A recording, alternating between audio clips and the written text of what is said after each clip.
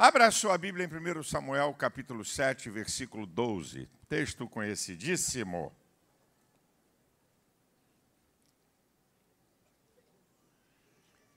Primeiro Samuel 7, 12.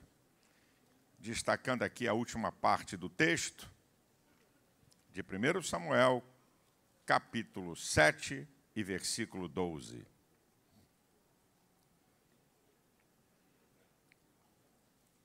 Então tomou Samuel uma pedra e pôs entre Mispa e Sem, e chamou o seu nome Ebenezer, e disse: até aqui nos ajudou o Senhor. Você pode repetir essa última frase? Eu vou contar 1, 2, 3 quando eu disser já.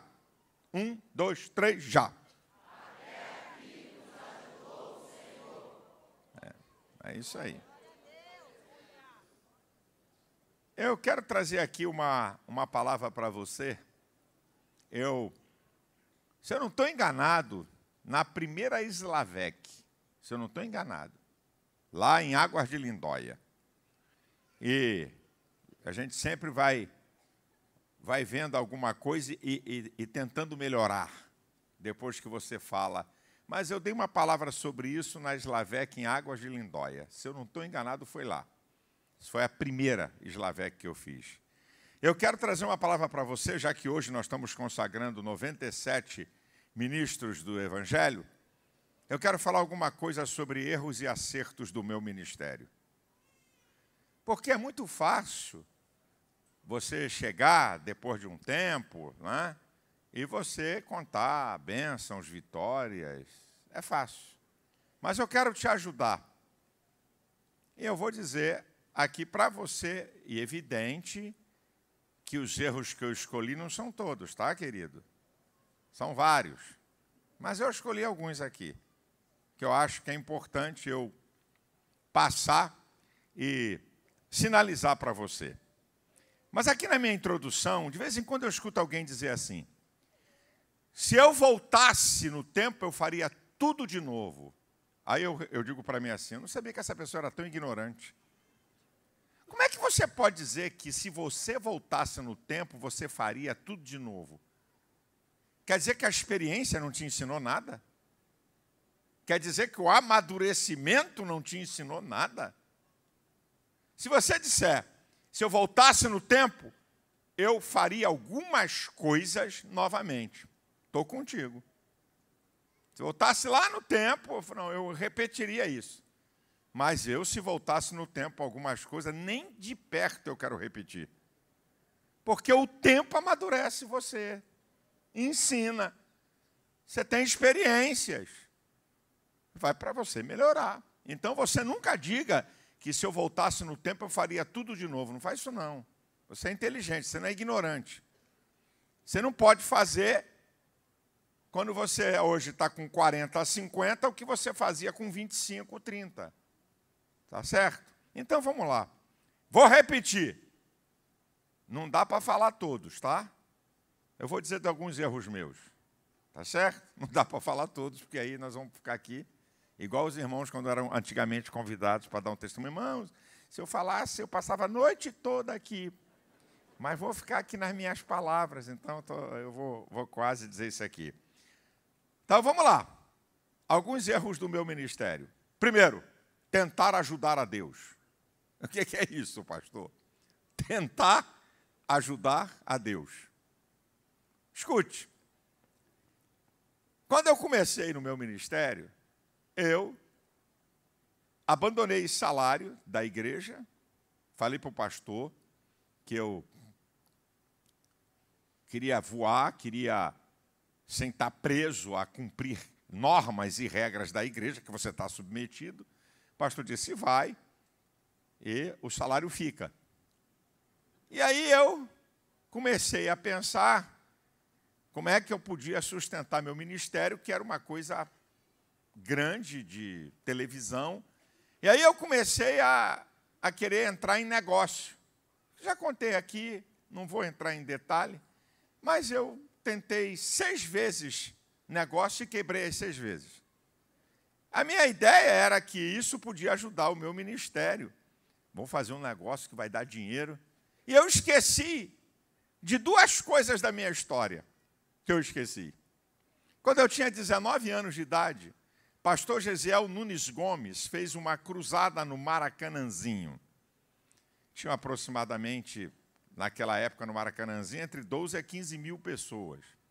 Meu pai, que era membro da mesa diretora da Convenção Geral das Assembleias de Deus, então uma pessoa de influência, como a gente brincava, um cacique, general de 4 estrelas, eu fui com meu pai na cruzada. E naquela época, né, o púlpito do Maracanãzinho tinha mais 6 ou 7 filas, né, porque tinha um monte de pastor, primeira fila só para os medalhão. Como eu estava com meu pai, eu não era pastor, não era nada, tinha 19 anos, subi no púlpito e fui para a última fila, lógico. Meu pai estava na primeira com Túlio Barros e outros grandes líderes. Pastor Gesiel foi pregar. E, no meio da mensagem, eu nunca tive nenhum conhecimento com o pastor Gesiel, naquela época, 19 anos, não tinha relacionamento com o pastor Gesiel Gomes, conhecia, era o ícone, né? O príncipe dos pregadores no Brasil. E eu nunca me esqueço que, no meio da mensagem, pastor Gesiel Nunes Gomes parou a mensagem e disse assim: Silas. Eu falei, tem um xará meu aí. Mas aí ele completou a frase e aí eu gelei. Eu falei, meu Deus, se eu tenho algum pecado que ele vai revelar aí, estou pedindo perdão agora. Ele virou para trás do púlpito e falou assim: Silas, filho de Gilberto Malafaia. Eu falei, sou eu. Eu gelei, eu falei, esse cara aqui na frente de 15 mil pessoas vai dizer dos meus pecados aqui diante de todo mundo? Gelei. Ele disse, foi curto, como diz outro, curto e grosso. Ele virou e disse assim: Silas, filho de Gilberto Malafaia, Deus vai te usar nessa nação. Pô, voltou e continuou a pregar. Diante de 12, 15 mil pessoas. Eu tinha 19 anos. Depois, com 23 anos, recém-consagrado a pastor, eu estava preocupado como é que eu ia sustentar minha família. Lembra? A tentativa de ajudar Deus. Falei, como é que vai ser esse negócio de ser pastor, que eu sabia que era uma dificuldade de salário, essa coisa toda. Como é que vai ser isso, aquilo? Eu calado, mas aquilo ruminando dentro de mim. Falei, meu Deus, como é que esse negócio de ser pastor, como é que é viver do evangelho, como é que vai ser isso e tal. Aí lá na Honório Bicalho, um amigo, um jovem companheiro, mais velho um pouquinho do que eu, mas da nossa época lá de jovens, ele, militar do Exército, foi transferido para uma outra cidade, estava um tempão sem aparecer e veio passar uns dias de férias. E aí, quando acabou o culto na Honório Bicalho, né, eu fiquei conversando com ele, e foi saindo o pessoal, acabou eu e ele, sozinho. Me lembro que o zelador falou, ó, só está faltando vocês dois para apagar a luz. E aí, quando a gente ia saindo, ele disse assim, direto, falou assim, assim diz o Senhor. Eu parei, ele falou, você está preocupado como é que você vai sustentar a sua família?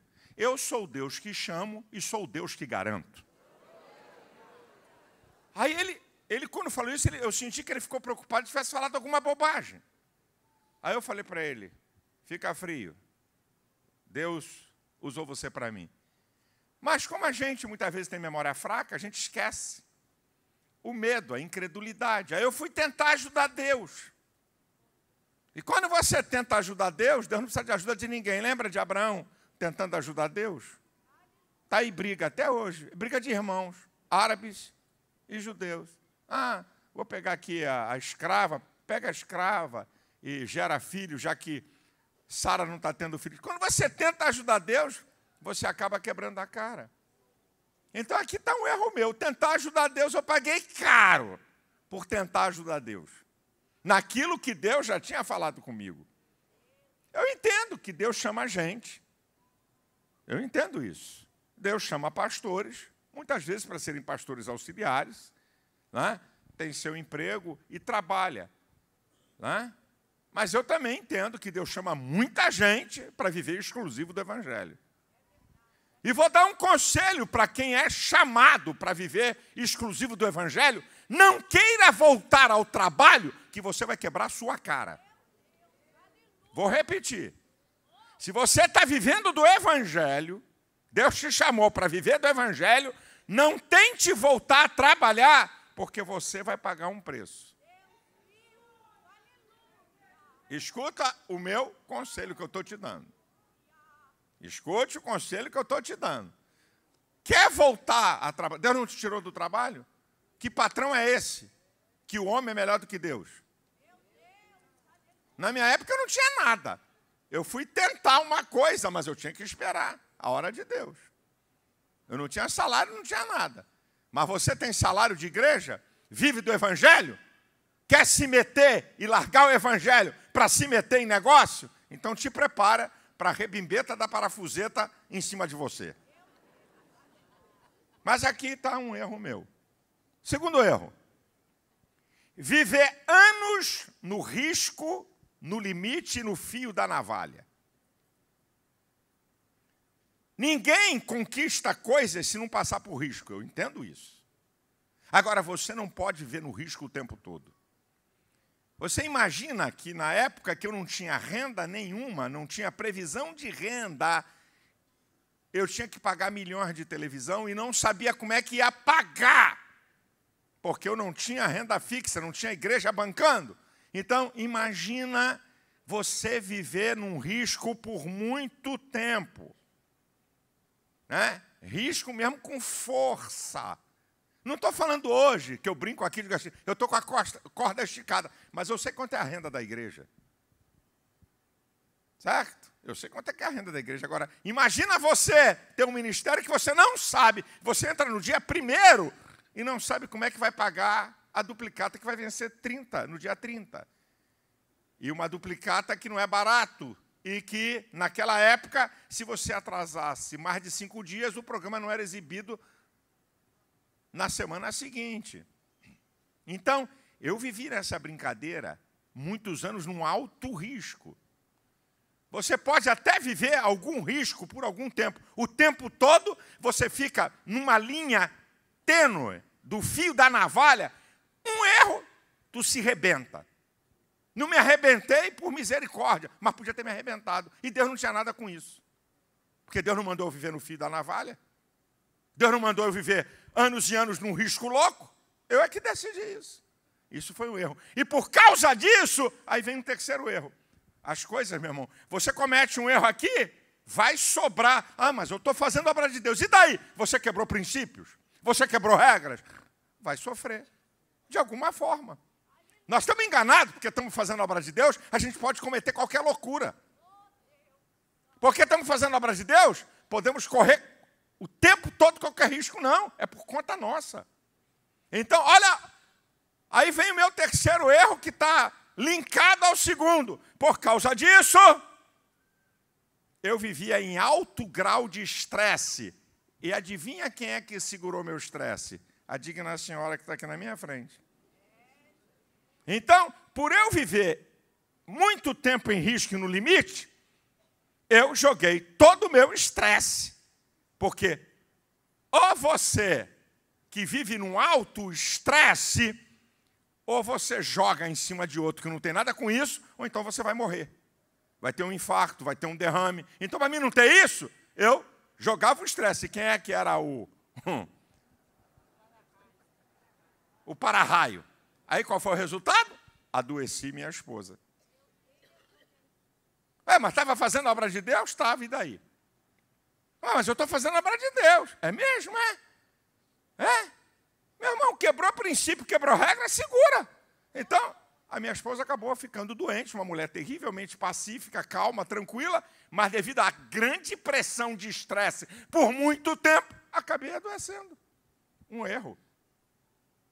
Um erro que eu cometi. Quarto, investir em pessoas erradas. Você ajuda, quer financeiramente, quer ministerialmente, e depois a pessoa olha para você. Quem é você? Esse aqui foi outro erro. Investir em pessoas erradas. E já está lá o sinal, mas você não quer acreditar. Você não quer acreditar, você finge que não está vendo. né? É mecanismo de defesa do psiquismo humano. Freud tem razão. Né? Esse lado que todos nós, não é? Todo mundo aqui, inclusive eu, você tem um lado e é a própria defesa do mecanismo psicológico que você não se enxerga. Só alguém que estiver perto para sinalizar de você de confiança, dizer, ó, olha isso aqui. Você está fazendo isso. Mas não queria ver. E algumas vezes fui alertado por essa senhora aqui. Então, isso aqui também foi um outro erro meu. Investir em pessoas erradas. Ah, porque eu gosto. A questão não é gosto. Qual é o caráter da pessoa? Qual é a história dela? Quem é essa pessoa que você quer investir? Um outro erro. Eu já disse que tem vários, mas eu vou só dizer alguns, tá? Ter reações duríssimas com coisas secundárias. Podia ser mais maleável. Existem coisas prioritárias que você tem que vir e decidir mesmo no pau da goiaba. Agora, existem coisas secundárias, subjetivas, que você pode ser mais maleável. E o meu sogro, o pastor José Santos, falava para mim, não queira que todo mundo seja igual a você. Você tem seu estilo, e nem todo mundo é igual a você, e o estilo do outro tem que ser respeitado. Seja um pouco maleável. Não queira que as pessoas tenham o seu estilo, seja igual a você, porque trabalham com você. Cada pessoa tem seu estilo. Cada pessoa tem um nível de temperamento, de personalidade. Mas eu não queria saber. Questões secundárias que eu podia ser mais maleável, eu vinha um cajado, faca, metralhadora, fuzil, o pau. Podia ser mais maleável.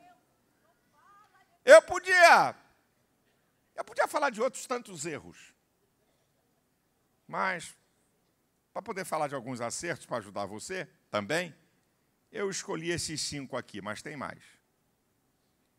Agora, vamos lá. Deixa eu falar alguma coisa dos acertos do meu ministério. Primeiro, meus sonhos, visão e foco. Sonho, visão e foco. Você sabe que ver é com os olhos, visão é com a mente. Ver, você vê com os olhos. Visão não, visão é aqui com a mente. Que no processo mental você tem uma coisa chamada imaginação, a capacidade de criar imagens. Então, aqui na imaginação, você pode ver longe. Foi o que Deus fez com Abraão. Quando tira ele da tenda, manda ele olhar para as estrelas e diz, conta, se é possível, assim será a sua descendência. Deus estava dando uma visão. Ele transportar além daquele tempo e daquele momento que ele estava vivendo. Eu sempre fui um cara visionário. Sempre tive sonhos. E sempre fui focado naquilo que eu quero. Eu me lembro que quando eu passei a ser pastor da DEVEC, alguns colegas meus, amigos que andam comigo, debocharam. Eu quero ver o Malafaia como pastor. Acostumado a viajar para cima e para baixo, pregar para lá e para cá, eu quero ver ele parar numa igreja. Eu cá comigo, não me conhece. Não sabe, quando eu quero uma coisa, o que eu faço. Qual foi a primeira coisa que eu fiz? Cortei 98% da minha agenda. Eu fiz assim, ó, vlapo! Agora eu sou pastor, não sou evangelista. Vou ter que sair para pregar pontualmente algum aqui, uma coisinha aqui, outra, porque agora eu tenho que, meu foco é a igreja. Certo? Isso eu aprendi, sabe? E uma coisa, eu nunca tive medo nem vergonha de contar meus sonhos. Eu nunca tive. Eu nunca tive medo nem vergonha de contar meus sonhos. Já disse aqui, repito, tem muita gente nova nas outras igrejas. A primeira vez que eu fui receber meu salário na tesouraria da igreja, da Rua Honório Bicalho, um salário mínimo, que a gente recebia o salário e dava o dízimo na tesouraria. E aí, quando eu recebi um salário mínimo e dei o dízimo, eu avisei, estava o pastor José Santos e o tesoureiro. Eu disse, um dia eu vou entrar na tesouraria para dar muitos salários mínimos de dízimo. Meu sogro olhou para mim com aquele sorriso dele e disse, sonha, meu filho, sonhar faz bem para a saúde. Eu estava dizendo para ele. Muitas vezes eu ia tomar café de manhã na casa dele e via o programa Jimmy Swaggart. Foi o pastor, na minha opinião, o cara mais sensacional para pregar em televisão naquela época, Jimmy Swaggart. Tinha programa no mundo inteiro, um ministério monstro de poderoso. Um dia eu estava assistindo o programa com o pastor Santos, levantei da cadeira e bati assim na tela da televisão. Aí, chefia, um dia eu vou entrar aqui e vou pregar nesse negócio aqui. Aí ele de novo riu. Ele falou, sonha, meu filho. Isso faz muito bem para a saúde. Então, ter sonhos. Outra coisa importante, de você não ter vergonha nem medo de falar teus sonhos. Os amigos, quando eu comecei a fazer o Congresso Fogo para o Brasil, eu dizia para eles assim, na hora que a gente estava no café junto, eu dizia, eu vou receber ofertas milionárias no meu ministério. Aí, alguns deles, que amigo é fogo, falou, vai receber oferta milionária, gente, ui. Olha, ele vai receber oferta milionária, de deboche, de gozação. Olha o que Deus fez. No Congresso Fogo para o Brasil, em Balneário Camboriú, nós tínhamos uma sala, assim, para mim ficar com esses amigos, ali tomar um café, entre um intervalo e outro, uma sala VIP, e uma outra sala, porque se alguém precisasse de um atendimento, tinha uma sala menor. Aí, disseram, olha, tem um casal aí que quer falar com o pastor. Eu estava com eles, assim. Eu falei, põe lá na sala. Tinha que entrar por essa sala e uma segunda sala, essas salas construídas, para evento. Aí entrei, o casal, aí o irmão falou, empresário do Sul, disse, pastor, eu conversei com a minha esposa, eu vou dar uma oferta de 2 milhões de reais para o seu ministério. Foi a primeira oferta milionária, acima de 1 milhão que eu recebi. Se você quiser fazer uma conta, isso tem 20 anos, vê quanto é que era em dinheiro. Quando esse casal saiu, eu voltei para a sala e falei, aí, está vendo o casal que acabou de sair aí? Falei assim para a turma. E alguns dos que tinham debochado, quando eu falei que eu ia receber a oferta milionária. Falei, vai mandar uma oferta de 2 milhões de reais. Os caras ficaram tudo de boca aberta. Naquela época, hoje é um dinheirão. Imagina naquela época. E eu também, com todo respeito, já perdi a conta de quantas ofertas acima de 1 milhão eu recebi, quer no meu ministério, na época que eu não era pastor, quer como pastor da ADVEC.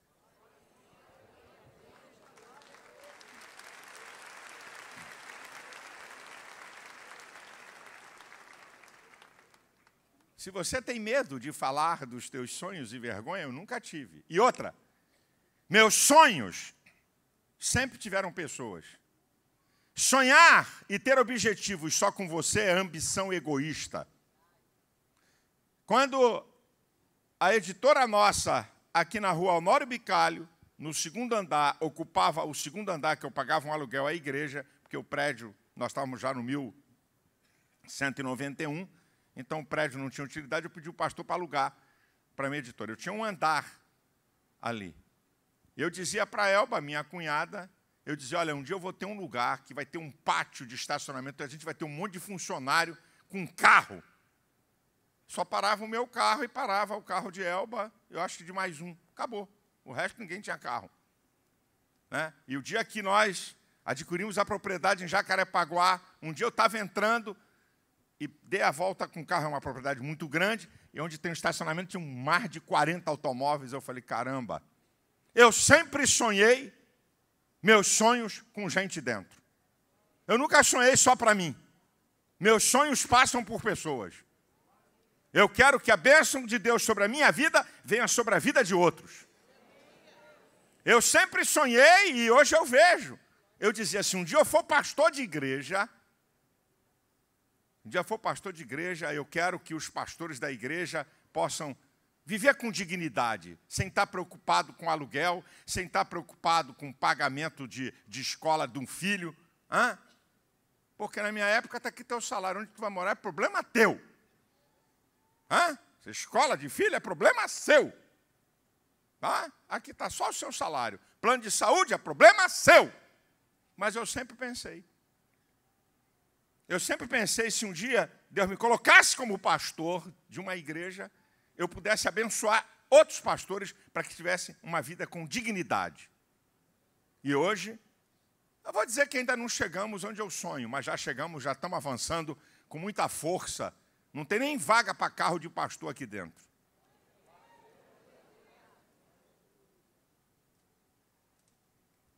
Sabe o que eu vou dizer para você? Quando você tem uma visão, tem um sonho e você compartilha, alguns debocham, outros vão rir, mas você vai conseguir produzir visão e fé e sonho nas outras pessoas e você vai receber a ajuda de alguém. Porque vai reconhecer o teu sonho, o teu objetivo.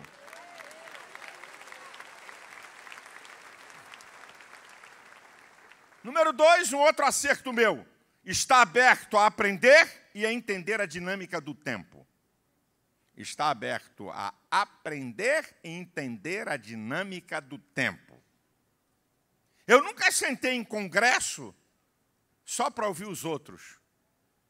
Sempre que eu ouvi homens de Deus, mulheres de Deus, o que é isso aqui eu tenho que melhorar, aqui tem que aplicar, e reconhecendo alguém que tem uma experiência, uma estrutura maior do que a minha, eu nunca me esqueço o dia quando eu conheci Mike Murdock, eu tinha 5.000 parceiros no meu ministério. Falei, caramba, esse é um cara muito inteligente. Aí eu convidei ele para um congresso, uma oportunidade de estar com eles, de dar auto-intérprete. Eu falei, Dr. Mike Murdock, eu não consigo passar de 5.000 parceiros, isso é uma agonia para pagar o programa. E aí ele me disse assim, como é que você se comunica com seus parceiros? Naquela época, um envelope branco, uma etiqueta com OA, porque podia ser irmão ou irmã. OA, o nome da pessoa. Um papel branco e um boleto bancário dentro, para o cara enviar a oferta. Aí ele falou para mim assim, me traga como é que você lidar com os seus parceiros. Aí eu peguei e mostrei o envelope, como é que era, uma carta em papel branco, com uma etiqueta. Ele olhou e disse assim. Olhou para mim com cara feio, olhou para aquilo e falou, nunca vi tanta mediocridade numa pessoa. Me chamou de medíocre, assim, na cara de pau. Aí ele falou, meu amigo, número 1, qual é a sua gratidão que você pode oferecer a essas pessoas que reconhecem o teu ministério? Mande um livro para elas, seu. Faça uma revista do seu ministério. Hoje tem sistemas de informática que você consegue colocar o nome da pessoa dentro, no meio da carta, você cita o nome dela. Pesquise isso. Faça com uma logomarca, um envelope bonito. Cada mês um envelope, uma frase diferente. O cara foi me instruindo, eu fiquei maluco. Eu falei, pô, é isso aí. Quando ele saiu, eu falei, mas isso custa dinheiro pra caramba. Mas aí eu disse, se esse homem está me dando uma instrução, a experiência dele e a grandeza dele, isso vai dar certo. Sabe o que aconteceu? Em 6 meses, eu saí de 5.000 para mais de 100.000 parceiros. Olha o valor de uma instrução. Olha o valor de uma instrução de gente que pode te dar instrução. Não é de qualquer Zé Minhoca, não. Gente que você reconhece. Você quer ver uma segunda instrução que eu recebi? Eu era primeiro vice-presidente da Convenção Geral das Assembleias de Deus do Brasil. Ganhei no voto, que era voto cargo a cargo. E a turma sabia que na eleição seguinte, o pastor José Wellington não podia mais ser candidato. Eu era a bola da vez, que eu representava a expressão, o baixo clero. A massa de pastor. Estava na televisão, o pessoal me respeitava, eu sempre fui bocudo em defesas, essas coisas todas. Eu sabia que a chance de ser o próximo presidente era minha. Tanto é que o filho do pastor José Wellington, que hoje é o atual presidente da Convenção Geral, me chamou. Vem aqui almoçar. 3 meses depois, aí me chamou e disse assim, olha, meu pai é grato a seu pai, meu pai ajudou muito ele, para ele ganhar na convenção, e meu pai gosta muito de você e te respeita. Com você tem negócio, com o outro lá não tem, não.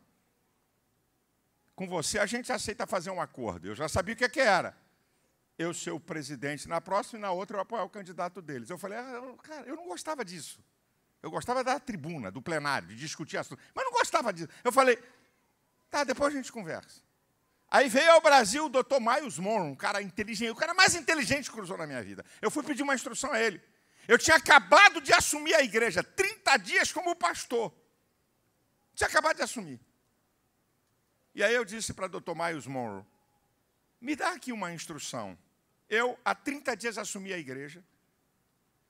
Daqui a 2 anos vai ter eleição na Convenção Geral e eu tenho chance de ser o presidente. Que orientação você me dá? Dr. Miles fez igual a Jesus, me respondeu com uma pergunta. Ele disse assim, qual é o teu sonho, qual é o teu objetivo e qual é a sua visão? Diga para mim. Eu falei, igreja, na hora. A igreja. Porque eu recebi sinais de Deus para mim aceitar ser o pastor da igreja. Ele disse, então, querido, divisão são duas visões. Você não vai conseguir fazer essas duas coisas. E quero te dar uma outra notícia. Essas organizações políticas denominacionais não vão te levar a nada. Esqueça isso. Se você tem a visão da igreja que Deus te deu. Sabe o que eu fiz? Recebi uma instrução. Eles não esperavam uma carta de renúncia como primeiro vice-presidente da Convenção Geral e a minha carta de pedindo liberação que eu ia sair da convenção. Eu fico bobo de ver gente que escuta uma instrução de quem pode dar e vai para um pigmeu, um Zé Minhoca, receber uma instrução e joga tudo. Eu sou teu pastor, tenho experiência aqui, estou falando. E tem crente que vai buscar coach. Vai buscar coach, vai buscar treinadores. Ai, porque é famosinho, porque é... E aqui está um pastor que tem experiência, que já tomou na cabeça, que já apanhou, que sou pastor há mais de 40 anos, não sou um Zé Minhoca qualquer, sou uma minhoca melhorada. Então eu aqui... Tá certo? Aí o cara vai atrás de treinamentos e tal... E o cara fala o que eu falo aqui de outra maneira, e gente que não tem nem o nível, está ensinando coisa e pergunta qual é a tua formação. Aí um monte de gente aí atrás de treinadores, de coaches. Aí eu pergunto, qual é a empresa que ele dirigiu? Qual é o negócio que ele fez e comandou que é de sucesso? Não, teórico. Esse cara aqui é um coach, ele foi presidente da GC-Level. Pô, esse cara tem alguma coisa para dar. Esse cara aqui é um treinador e tem uma grande empresa de negócios. Não, tem nada. Alguns até quebraram. Eu conheço a história e sei. Então, eu sempre tive aberto a aprender com quem pode me ensinar. E outra, entender a dinâmica do tempo. Quando eu percebi que houve uma mudança no eixo da televisão para redes sociais, eu peguei, enxuguei tudo que é programa. Eu tinha programa diário na Bandeirantes, na CNT, programa em rede mundial a partir dos Estados Unidos, saí cortando tudo.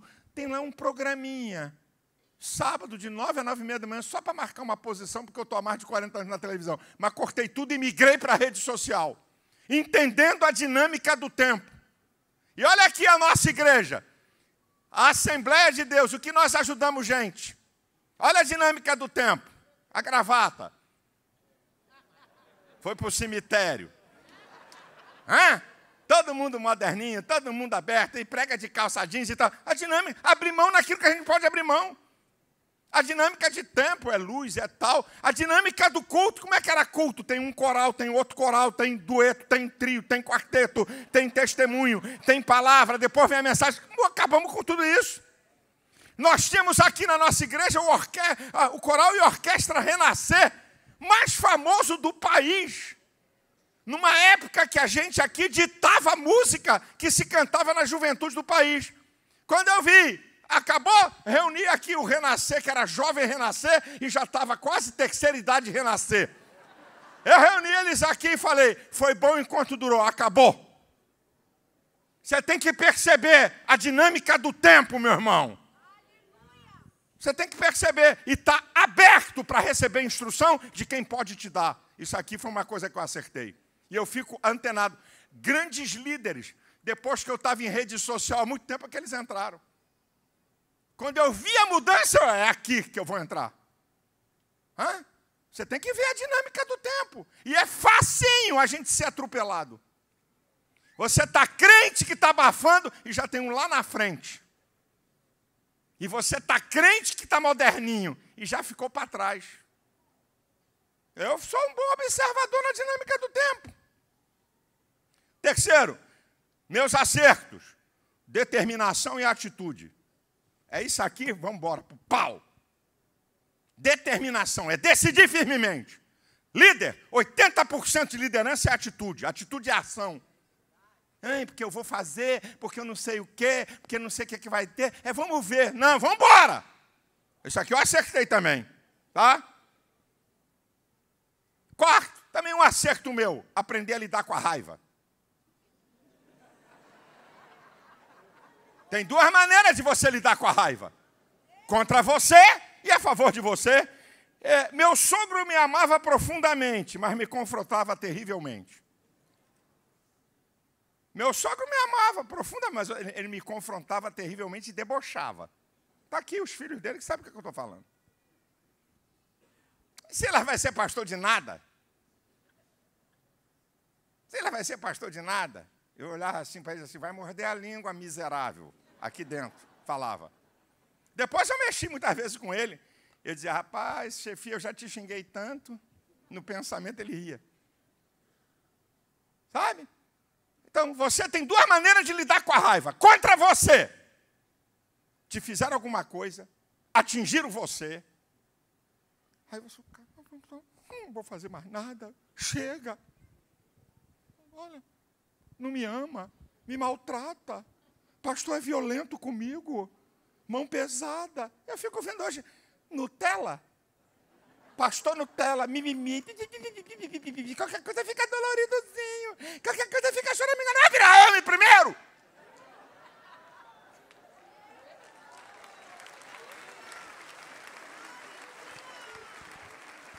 Eu apanhava no púlpito, rapaz. Eu apanhei várias vezes em Santa Ceia. E o Dilton e tal, que às vezes aí, ó, é contigo aí. Aí, Malafaia, é para você essa. De deboche no público, brincando e rindo entre a gente. E o meu sogro varando de pancada. Meu sogro, numa Santa Ceia, um dia chegou e disse assim, Silas não é pastor, não. Silas é empresário. Está dizendo isso para uma igreja. Por quê? É a questão do confronto geracional. Ele percebendo que vem um outro, chegando, então questionava. Isso é confronto geracional naturalmente que acontece. Naturalmente que acontece. Silas não é pastor, é empresário. Aí ele contava as histórias dele da época passada. Que ele andava de bicicleta, que ele andava a pé.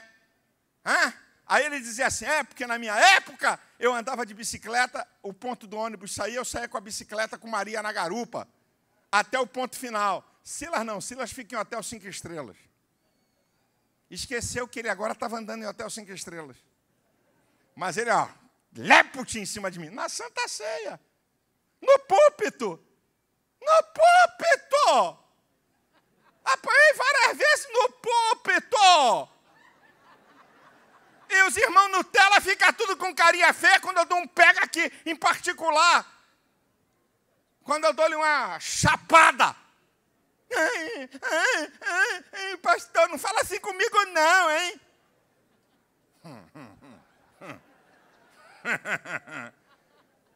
Então, se você usar raiva contra você, você desanima, você fica magoado com a pessoa e você fica todo cheio de não me toque. Se você usar raiva a seu favor, eu dizia para mim, um dia vai morder a língua. Pode debochar, mas tu vai morder a língua. Eu usei a raiva a meu favor. E eu me lembro, 60 dias antes dele falecer, quando o nosso ministério adquiriu um avião, e eu convidei ele, a irmã Maria, meu pai e minha mãe, para a gente ir a Recife, no hotel. Eu não falei nada, eu falei, vamos fazer uma viagem aqui, só fazer uma viagem comigo. Nós vamos até o Hotel Nanai, lá em Pernambuco, vamos comigo. Aí, vamos, não esquenta com passagem nenhuma, não. Aí, quando eu cheguei no aeroporto, eu falei, agora só vai andar no avião do meu ministério. Aí, quando ele entrou no avião, olhou o avião e disse assim, para mim, rapaz, o que você falar para mim que vai fazer, eu vou acreditar a partir de hoje. E sabe quantos anos eu estava trabalhando com ele? Sabe há quantos anos eu estava trabalhando com ele? 30 anos! 30 anos! Faltando 2 meses para Jesus levar, é que ele veio dizer que acreditava em mim. O pastor não acredita em mim. Vai plantar batata, vai ver se eu estou na esquina, rapaz. Bota para quebrar, mostra teu trabalho, faça para Deus. Para de ficar choramingando aí pela vida, rapaz.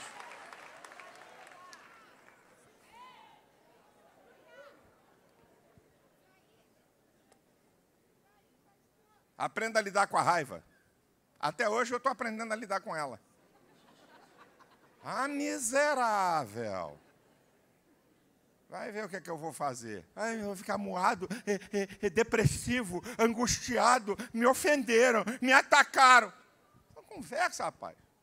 Um dia meu sogro disse assim para mim, já perto, já faltando alguns meses de Jesus levar, ele disse assim para mim, ele tinha me dado uma cacetada no púlpito. Aí eu cheguei para a irmã Maria, falei, irmã Maria, dá para a senhora falar para o seu marido parar de me bater na Santa Ceia? Porque assim está demais, pô. Falei assim para ela. Irmã Maria era uma mulher, lá sabedoria, que não falou nada. Um domingo depois, eu sempre entrava, acabava o culto de manhã, entrava no quarto do lado dele para falar alguma coisa. Aí entrei e ele disse assim, senta aí na cadeira que eu vou te falar uma coisa.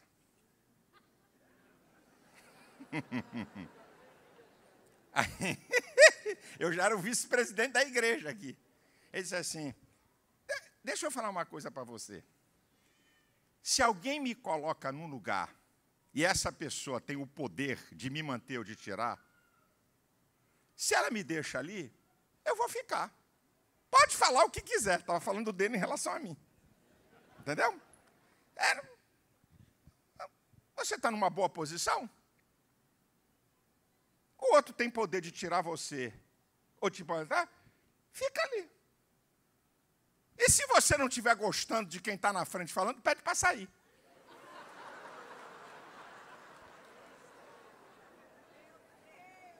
Rapaz, eu olhei, na hora eu disse, é agora. O Espírito Santo falou para mim, calado e fica quieto. Calado e fica quieto. Aquilo veio aqui, subiu, eu disse assim, então, chefia, valeu, tchau, um beijo, um abraço, estou caindo fora. O Espírito Santo falou, fica quieto, aprenda a suportar. Meu filho. Se você não entender essas coisas, meu irmão. E aí uma coisa que está ligada a essa. 30 anos submisso à autoridade de um pastor. Meu ministério arrecadava 10 vezes mais do que a Assembleia de Deus da Penha. Eu era 100 vezes mais conhecido do que o pastor José Santos. Era famosinho, porque naquela época quem mandava era a televisão. Nunca saí para um lugar sem pedir autorização e a bênção do meu pastor. Ele me entregou o culto da quinta-feira da Vitória, nunca me pediu. Todo o culto da Vitória eu apresentava a ele. Aqui está meu pastor e o pastor dessa igreja. Se você voltasse no tempo, naquela época, eu na televisão arrebentando, eu pregava mais do que ele na igreja, e a hora que eu disse para ele, pastor, não tem mensagem, eu preciso ouvir, não dá, não vou pregar não. Porque por ele eu pregava todo domingo na igreja. Ele não estava nem aí, ele nunca teve medo de sombra. Eu falei, tinha dia que eu disse, pastor, não tem mensagem para pregar não, arruma outro aí.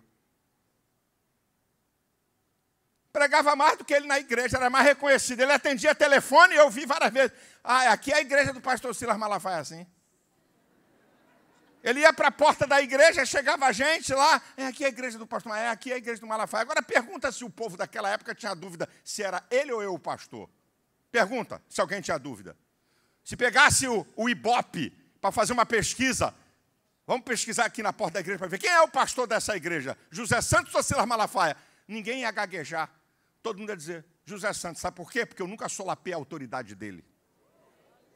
Sabe por quê? Porque eu sempre fortaleci e sinalizei que ele era o meu pastor. Ele era a autoridade sobre a minha vida. Eu fico vendo uns caras de hoje que nem tirou a fralda, meu irmão. Já quer as coisas antecipadas. Já quer coisa... Calma, rapaz. Calma. Já quer coisa antecipada. Espera. Fica na tua. Um dia eu estava pregando na quinta-feira da Vitória aqui, no 1191, era 2 cultos, meu irmão. Ficava uma fila monstruosa para entrar na igreja, do primeiro para o segundo culto. A igreja estava hiperlotada. Tinha hiperlotada no primeiro, eu estava pregando no segundo. E aquele dia que não é todo dia, quem é pregador sabe que não é todo dia. Tem dia que Deus faz, tem dia que Deus te usa, tem dia que Deus fecha a porta da palavra e tu fica sapateando e não vai arrumar nada. Isso quem é pregador sabe como é que é, pastor sabe como é que é. Mas naquele dia já vai dizer assim, vou abençoar você, viu, meu filho? Eu não sei se a igreja subiu ou se o céu desceu, mas o coro estava o pau estava quebrando, Deus estava me usando. Aí o pastor sentava do lado esquerdo, aquele jeito dele. Sentava no culto, não exigia nada, não pedia nada, eu sempre apresentava ele. Aí eu estava pregando, no meio da mensagem eu parei, assim, aquele negócio que você... Eu sempre preguei me movimentando, olhei para ele. Quando eu olhei para ele, o Espírito Santo falou assim comigo: o que está acontecendo na sua vida é que você está submisso à autoridade desse homem. Não saia daí. Meu irmão, um líder denominacional desse país que eu ajudei, quando acabou a fofoca, ele me chamou de uma igreja poderosa e disse: escolhe um lugar do país que você queira, escolha o local que eu compro, vai ser a minha maneira de te agradecer para você começar seu ministério, sai da barra do teu sogro. Eu compro a propriedade, você começa o ministério que eu não tenho como te agradecer. Eu falei: muito obrigado, eu não quero isso. Rapaz, se eu oferecer isso para qualquer bispo meu, aceita na hora. Eu disse para ele: eu não sou qualquer pessoa, por isso que está me oferecendo. E eu só quero fazer aquilo que Deus mandar eu fazer. Eu era mais conhecido que o pastor Santos. Sai daí, abre a sua igreja, abre seu ministério. Vai! E quebra a cara se Deus não te mandar fazer isso. Sexto, uma coisa que eu acertei: casar com uma mulher sábia que me ama.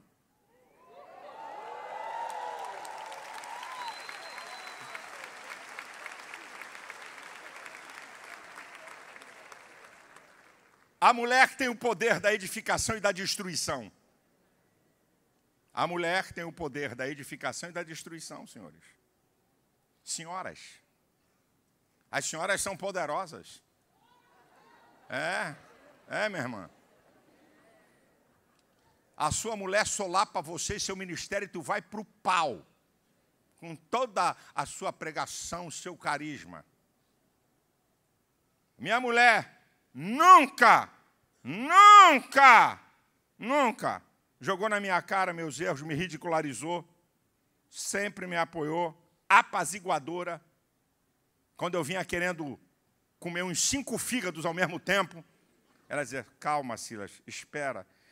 Suportar as tensões de uma voz profética não é fácil. Calúnia, difamação, pancada de tudo que é lado, isso não é uma coisa fácil.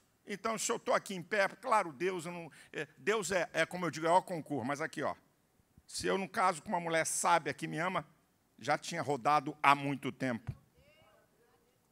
Uma coisa importante que eu aprendi: cuidar da minha família. Eu precisava pregar o tempo todo, porque eu tinha que bancar a minha vida e bancar meu ministério, pagando milhões na televisão, mas eu tinha regras. Uma semana no Rio, aqui na minha casa, e uma semana fora. Era a minha regra. Outra regra: cada 5 dias fora tinha que voltar. Pelo menos para ficar um dia em casa. Se alguém não cuida dos seus, e principalmente da sua família, negou a fé e é pior do que infiel. 1 Timóteo 5,8. Cuide da sua família. Sua mulher está doente? Cuide dela. Vai lá para o hospital. Vai lá, não, acompanhe. Vai, pare tudo por causa dela. Eu parei meu ministério 30 dias por causa da Elisete. Parei tudo. Lasque-se o que tiver que acontecer, eu tenho que cuidar da minha mulher. Sempre saí de férias. E na escala da vida. Saía de férias para casinha com 50 pessoas, de 2 quartos. Saía de férias para hotel de meia estrela e hoje melhorzinho. No meu nível. Férias. Quando eu assumi aqui, que eu disse assim: eu quero que tudo que é pastor vai ter que tirar férias. Aí para mostrar, assim, trabalho, espiritualidade. Não, pastor, eu quero dizer para o senhor que eu não vou tirar férias, porque a igreja... Eu disse assim: você não vai tirar férias, mas a igreja vai tirar férias de você.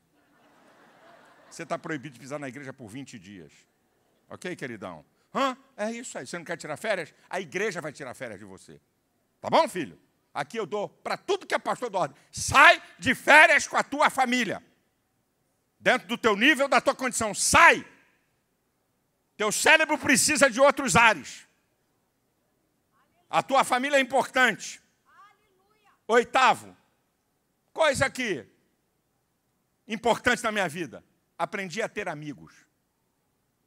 E ter amigos, e preste atenção, gente do mesmo nível que eu, gente do nível maior do que eu e gente do nível menor. Nível não é inteligência, nem capacidade, não. Nível de autoridade. Se você só tem amigo com nível de autoridade menor do que você não sabe o que é amigo, porque as pessoas vão olhar para você como autoridade. Se teus amigos são só o povo da igreja que você dirige, ele vai olhar para você sempre como autoridade. Eu tenho aqui, os pastores aqui são meus amigos, mas eles vão olhar para mim no nível de autoridade. Eu tenho que ter amigos do mesmo nível que eu. Por quê? Porque eu posso ser pastor de 200 mil pessoas e o outro, meu amigo, ser pastor de 10 mil. Mas ele não está submisso ao meu ministério, ele é um igual. Por isso que é importante você ter amizade com iguais. Não só com gente que você está por cima. E tem uma doença, uma sociopatia. Pessoas que não conseguem lidar com a outra no nível igual, só se for nível superior. É sociopata. Você precisa ter amigos do teu nível. Vai falar mais alto por quê? Vai me dar bronca por quê? Eu sou do mesmo nível que você, cara. Então, eu tenho amigos, eu conheço líderes que não são amigos de ninguém. Os amigos dele é que estão abaixo da liderança deles. Nunca vai olhar para eles como igual, mas como uma autoridade. Você tem que entender isso, queridão. Já estou terminando para a gente consagrar o pessoal aqui.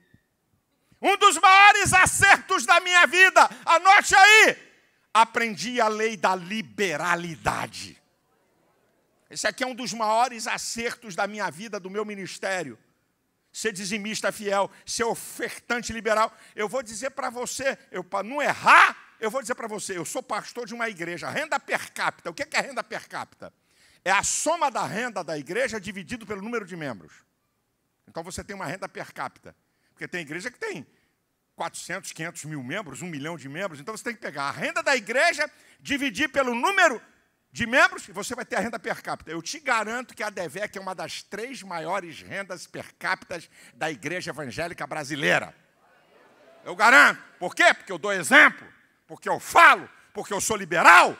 Isso é uma das marcas. Acertei em cheio. E 10º, depois de apanhar, de querer ajudar Deus, eu aprendi a depender de Deus. Porque quando você se julga autossuficiente, a soberba vai te dominar. E a soberba vai te levar ao desastre. Não é à toa que Davi, no Salmo 19:13, diz: Senhor, não permita que a soberba se apodere de mim. Então, serei sincero e ficarei livre de grande transgressão. A soberba é uma grande transgressão. Cuidado. A igreja está crescendo, meu ministério está bombando. É mesmo, é. Isaías 42:8 diz: a minha glória eu não darei a outra.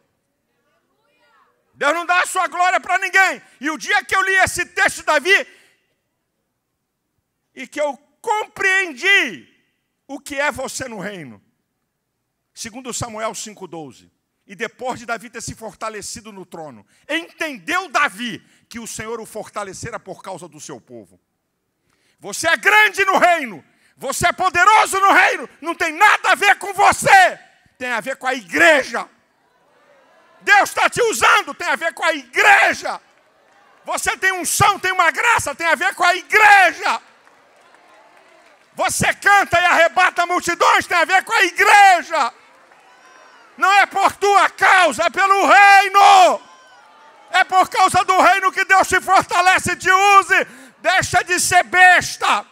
Deixa de pensar que você é alguma coisa porque é um bom pastor ou um grande pregador. Ó, no estalar de dedos, tu samba do lugar, tu perde tudo.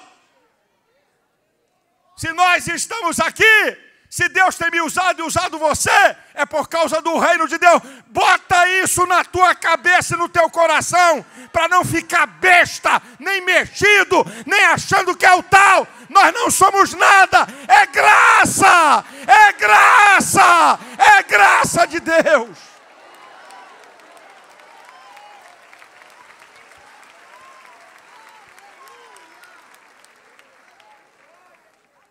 Eu termino a minha palavra dizendo para você, primeiro, tudo que tenho, sou e faço, passa pela escola do meu pai, da minha mãe, do meu sogro e da minha sogra. Tudo que sou, tenho e faço, passa pela escola deles. Desses 4, está aqui minha mãe, que está vivíssima. Fica de pé aí, mãe.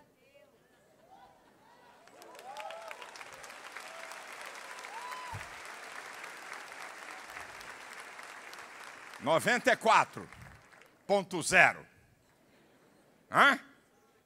E evidente, em primeiríssimo lugar, tudo que sou, tudo que tenho, tudo que faço. Como eu disse aqui na abertura do texto, até aqui nos ajudou o Senhor.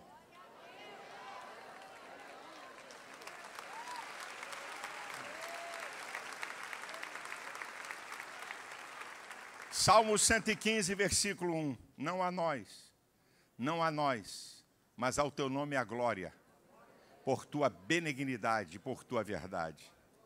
E no hino de adoração do apóstolo Paulo, de Romanos 11:36. Porque dele, por ele e para ele são todas as coisas. Glória, pois, a ele eternamente. Amém.